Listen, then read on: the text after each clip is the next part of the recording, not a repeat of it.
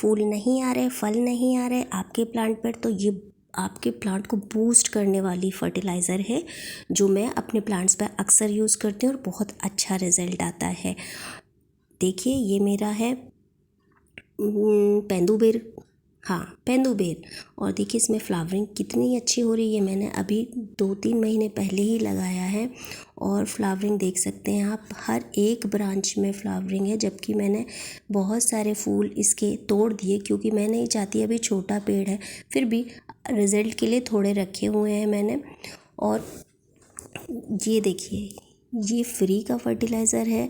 बनाना जो हम खा के फेंक देते हैं, ये पोटेशियम रिच है फर्टिलाइज़र, ऑर्गेनिक है, केमिकल फ्री है।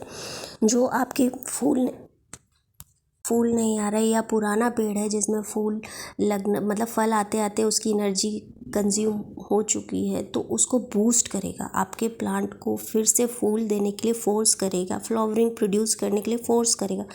तो मैंने बनाना लेके और 4-5 बनाना लेकर के और 4-5 मुट्ठी मस्टर्ड केक लेकर के इसको रख दिया। 2 दिन रखे रहने के बाद इसको मैंने 20% प्लेन वाटर में मिक्स करके अपने प्लांट्स पर अप्लाई करती हूँ। तो रिज़ल्ट देखिए, ये मैंने लगाई थी कद्दू की बेल।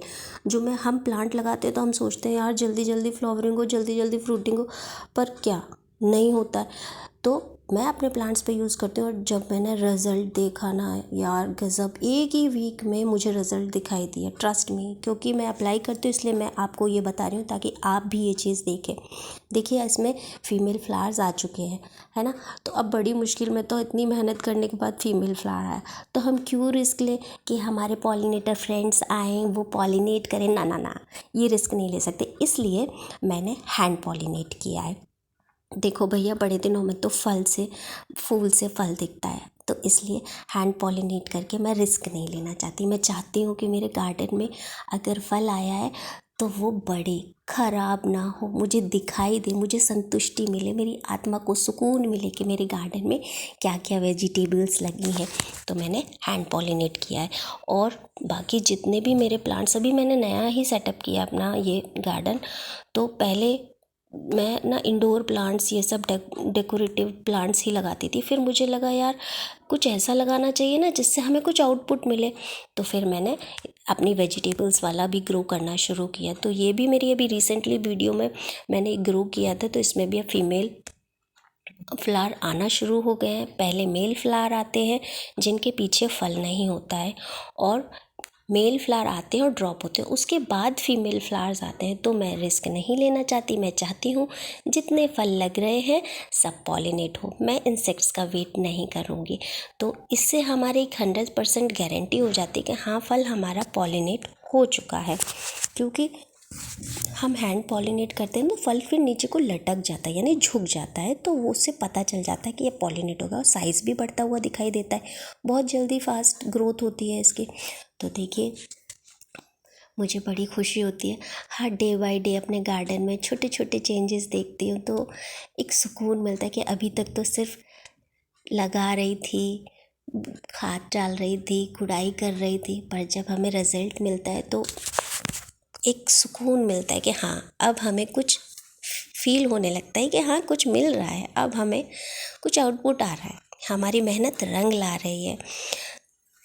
और सबसे अच्छी बात है, हाँ बहुत ज़्यादा नहीं मिलेगा, बहुत मतलब आप कह सकते हैं कि कई बार कुछ इंसेक्ट्स खा लेते, ख़राब हो जाते, मिली बग्स। देखिए छोटे छोटे सब में अब फ्रूटिंग, ये फर्टिलाइज़र डालने के बाद मेरे मोस्टली प्लांट्स पे मुझे इस बार बहुत अच्छा रिज़ल्ट मिला, सब में फ्रूटिंग फ्लावरिंग स्टार्ट हो गई है।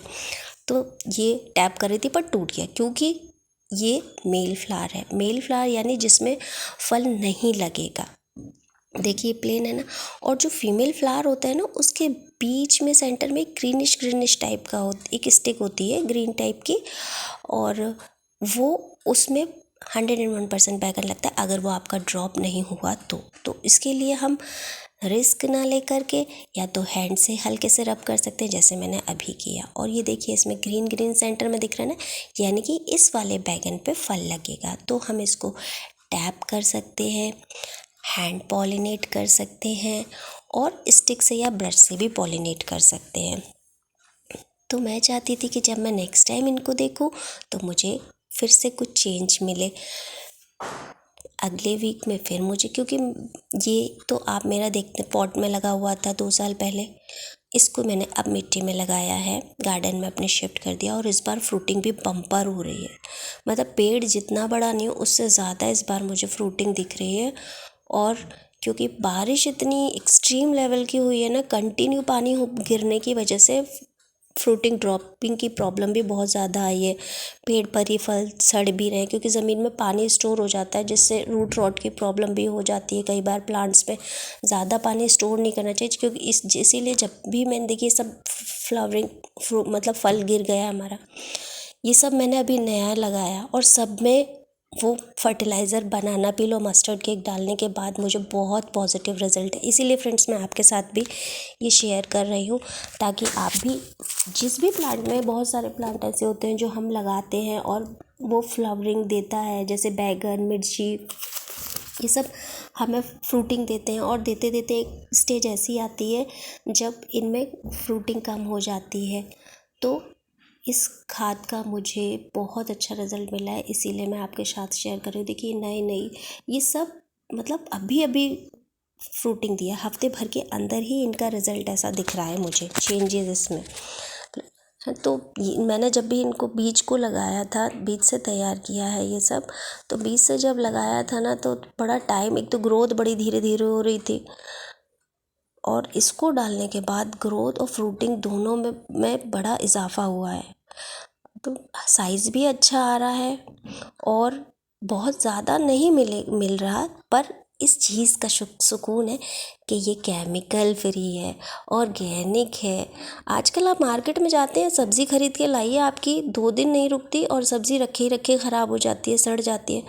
तो आप उसे खा भी लोगे तो आप समझ रहे हो कि मतलब जिसकी जो नहीं कर पा रहा ठीक है, उसकी तो मजबूरी है।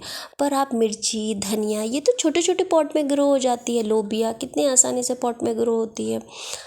लौकी वगैरह, लौकी को थोड़ा बड़ा चाहिए, लौकी तोरई को, पर धनिया, मिर्ची, अदरक ये तो छोटे छोटे पॉट में ग्रो हो जाते हैं। फ्रेंड्स मैं तुलसी को कैसे पीछे रखती, तुलसी एंटीबायोटिक होती है, बारिश का सीज़न है तो वैसे तो चला गया, बट एंटीबायोटिक आप काढ़े में पीजिए, सर्दी ज़ुकाम में रिलीफ मिलता है।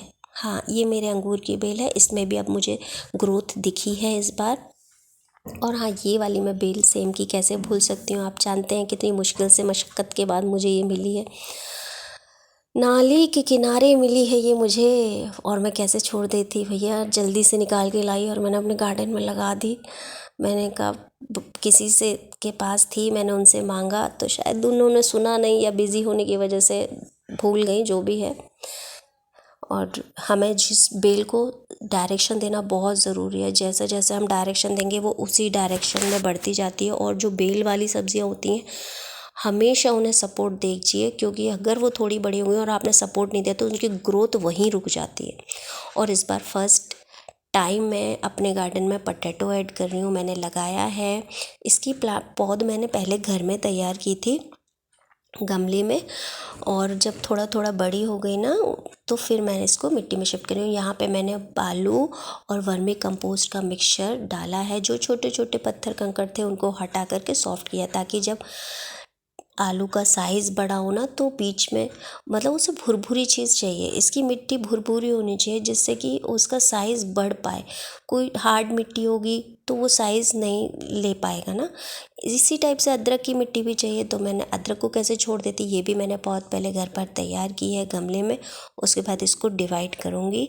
डिवाइड करने के बाद ज़रूरी ये है कि आप जितने भी पार्ट्स में डिवाइड करें, हर एक पार्ट में रूट होनी चाहिए। देखिए सब पार्टों में रूट है, तो रूट होगी तो आपका वो पौधा सरवाइव कर जाएगा, चलेगा, उसकी ग्रोथ हो जाएगी। और अगर रूट कहीं ना कहीं डैमेज हो गई होगी तो ग्रोथ होने में थोड़ा सा मतलब सड़ भी सकता है, नहीं भी लगेगा।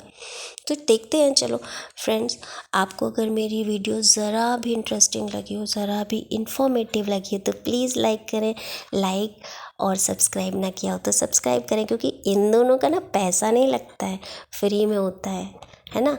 तो खुशी दीजिए, खुशी बांटिए। अच्छा लगे तो लाइक करें, चैनल सब्सक्राइब नहीं किया तो सब्सक्राइब करें, ताकि मैं आपके लिए ऐसी और इन्फॉर्मेटिव वीडियोस ला सकूं और अपने गार्डन का अपडेट भी दे सकूं, मुझे भी अच्छा लगे। Thank you.